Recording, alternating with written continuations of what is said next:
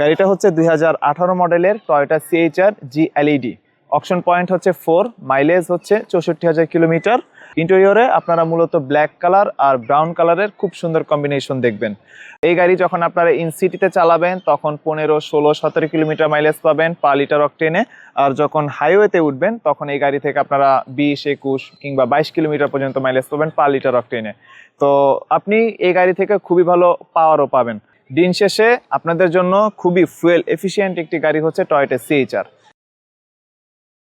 আসসালামু আলাইকুম ভিউয়ার্স, আশা করছি আপনারা সবাই ভালো আছেন। আজকের ভিডিওতে আপনাদেরকে একটি টয়োটা CHR দেখাবো রেড ওয়াইন কালারের।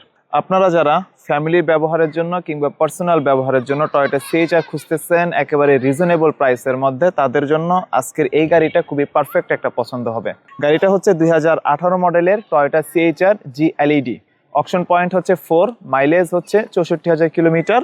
গাড়িটার এক্সটেরিয়র কালার হচ্ছে রেড ওয়াইন, ইন্টেরিয়র কালার হচ্ছে টু টোন। ইন্টেরিয়রে আপনারা মূলত ব্ল্যাক কালার আর ব্রাউন কালারের খুব সুন্দর কম্বিনেশন দেখবেন। টয়োটা CHR সাধারণত 1800 সিসির গাড়ি হয়ে থাকে, আর গাড়ি হচ্ছে ফুলি হাইব্রিড গাড়ি। সো এই গাড়ি যখন আপনারা ইন সিটিতে চালাবেন তখন 15, 16, 17 কিলোমিটার মাইলেজ পাবেন পার লিটার অকটেনে। আর যখন হাইওয়েতে উঠবেন তখন এই গাড়ি থেকে আপনারা 20, 21 কিংবা 22 কিলোমিটার পর্যন্ত মাইলেজ পাবেন পার লিটার অকটেনে। গাড়িটা এই মুহূর্তে আমাদের কাছে অ্যাভেলেবল রয়েছে। স্ক্রিনে আপনারা শোরুমের কন্ট্যাক্ট নাম্বার দেখতে পাচ্ছেন। যদি আপনারা চান গাড়িটা সরাসরি এসে দেখবেন, দেন আপনারা ডিসিশন নেবেন, তাহলে ডেফিনেটলি আপনারা শোরুমে আসতে পারেন।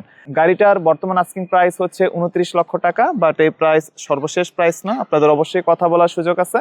তো আপনারা সরাসরি ফোন করবেন। আপনারা ব্যাংক লোনের মাধ্যমেও এই গাড়িটা কিনতে পারবেন। যদি আপনারা 7 থেকে 8 লক্ষ টাকা ডাউন পেমেন্ট দেন তাহলে এই গাড়িটা আপনারা নিতে পারতেছেন, আর বাকি টাকা আপনারা প্রতি মাসে EMI দিয়ে আপনারা পরিশোধ করবেন। তো ভিউয়ার্স, আজকের ভিডিও এ পর্যন্তই। পরবর্তী ভিডিওতে কথা হবে, ততক্ষণ পর্যন্ত আপনারা ভালো থাকবেন। আসসালামু আলাইকুম এবং আল্লাহ হাফেজ।